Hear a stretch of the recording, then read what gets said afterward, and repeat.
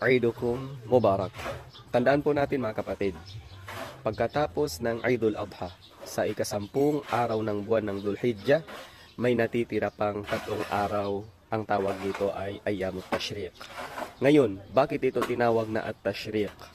Liannahum kanu yusharriquna fiha luhum al-adahi wa nashruha fi syamsi litajif. Ang sinaunang panahon kasi, wala po silang thalaja, wala po silang ref para ma-preserve ang mga luhum, ang mga kinatay. So ngayon, ang ginagawa po nila, ang mga kinatay o ang mga luhum, ang mga meat, ang ginagawa nila ay pinapainit sa sikat ng araw upang nang sa ganun ay ma-preserve ang mga luhum, ang mga meat para magamit muli sa pagkain at hindi masasayang.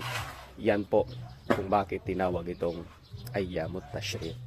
Wa ba'du, assalamu alaikum wa rahmatullahi wa barakatuh.